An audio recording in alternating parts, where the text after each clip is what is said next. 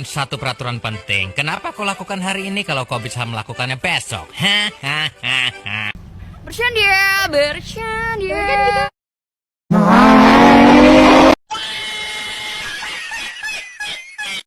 Anda ingin sukses? Anda ingin maju? Anda ingin berhasil? Ya, jangan menyerah. Tekun, giat, semangat. Oh, hai. Sudah kenal maka tak sayang, sudah kenal kok menghilang. Just kidding, forever, underpass, fly off. Oke, dah on nih.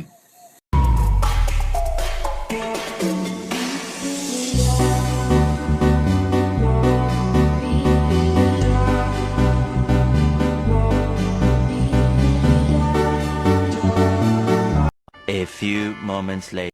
Assalamualaikum warahmatullahi wabarakatuh.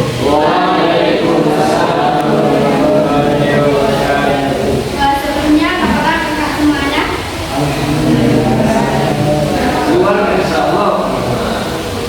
Oke kakak, paling dari Minuslondo.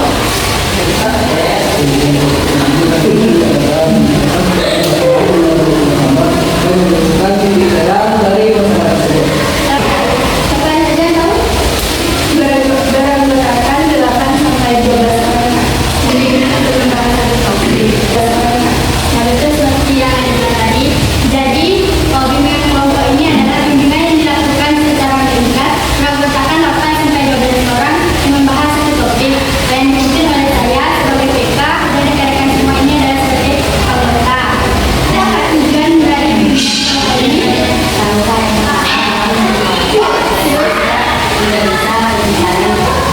Siapa lagi yang tahu tujuan dari bimbingan kelompok ini?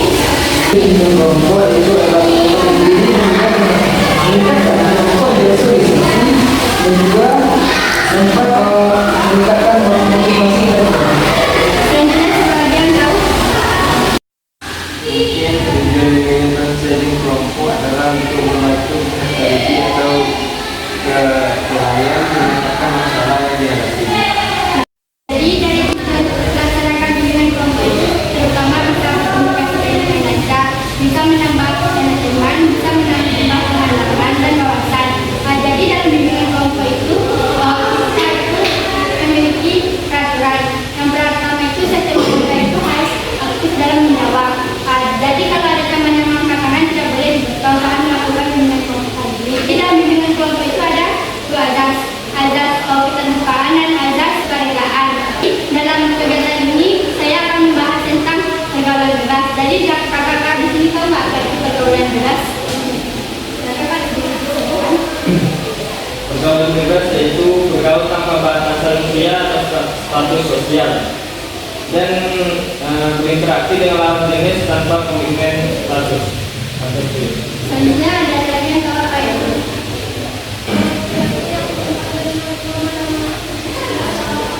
Ya betul sekali. Apa masih ada yang tahu apa itu pergaulan bebas? Peraturan yang tidak sesuai dengan agama. Itu yang pergaulan tadi, tapi kakak akan menjelaskan lebih detail. Jadi pergaulan bebas itu adalah pergaulan yang di luar norma-norma masyarakat dan agama dan juga di adat istiadat. Kakak tahu nggak apa penyebab dari pergaulan bebas? Baik, kalau menjawab. Untuk terjadinya pergaulan bebas itu dikarenakan pertama adalah faktor keluarga. Karena di faktor keluarga ini mungkin anak tersebut kurang dapat perhatian dari orang tua maupun juga kesayangannya, ataupun juga seorang anak itu memiliki home dan juga faktor yang kedua faktor lingkungan. Faktor yang ketiga faktor karena diajak oleh teman. Yang ketiga faktor karena keadaan ekonomi. Dan keempat karena pengaruh dari teknologi informasi. Nanti itu kurangnya buat teman atau kegiatan. Apakah masih ada yang menambahkan? Karena ada dari teman dan pengaruh terhadap media sosial yang tidak baik memakai media sosial tersebut.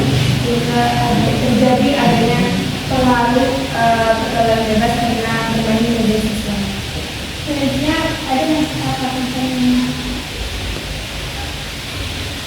Jadi penyebab pergaulan bebas itu yang pertama itu faktor keluarga, faktor perekonomian, faktor lingkungan, dan faktor kurang perhatiannya orang tua. Jadi di sini maka ada satu permainan apa yang di sini salah gerakan didukung ya. Kepala, pundak, kepala, lutut, kaki, kepala, pundak, lutut, kaki, sekali lagi ya. Kepala, pundak, kepala, lutut, kaki, pundak, kepala, lutut, Sekarang kelihatannya kakak sedang fokus, kita masuk ke materi lagi ya. Jadi kakak tahu nggak apa sih dampaknya terhadap kita sendiri di dalam media tersebut?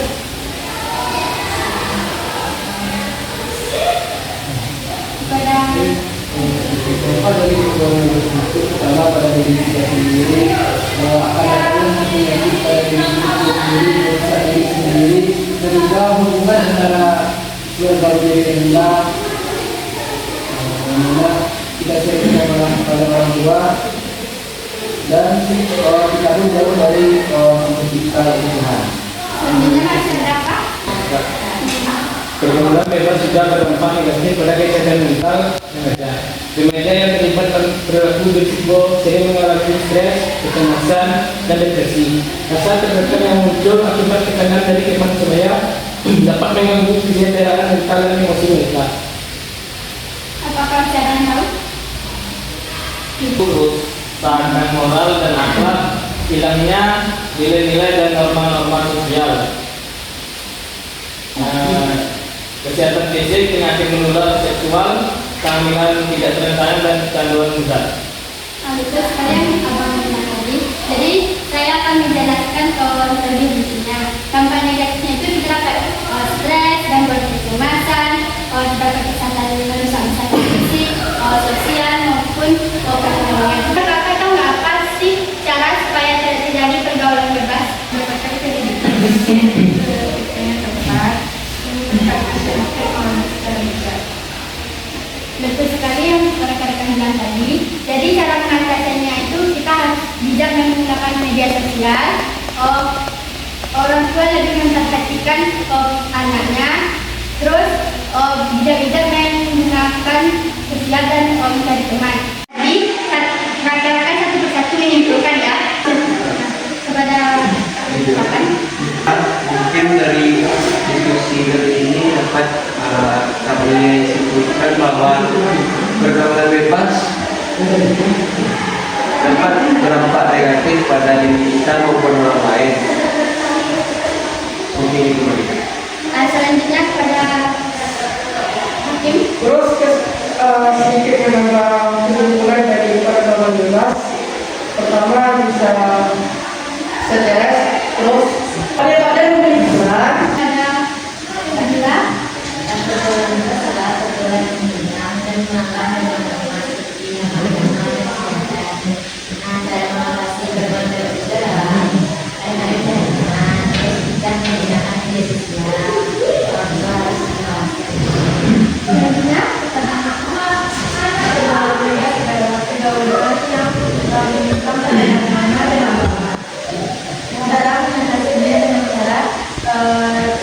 Apa sih kesan dan pesan dari kegiatan bimbingan kelompok ini? Dapat bisa menentukan dan hal itu bisa menurut saya itu kita dapat beberapa bimbingan dari bimbingan kelompok ini dan juga aktiviti edukasinya. Terus yang pesan sebenarnya kawan-kawan saya yang akan menjadi video Selanjutnya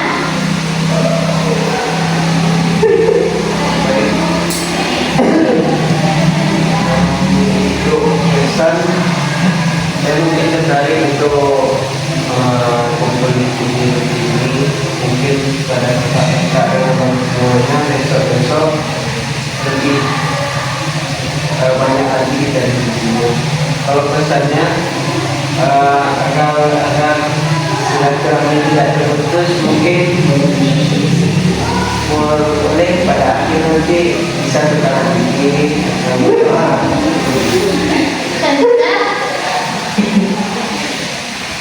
Kita pesan-pesan bagi bingkai kelompok ini yaitu pesannya adalah ada beberapa kelompok yang kurang aktif sehingga interaksi terasa kurang maksimal. Ini pesan saya itu semoga dari kita ini dapat terus dengan topik-topik yang lebih baik.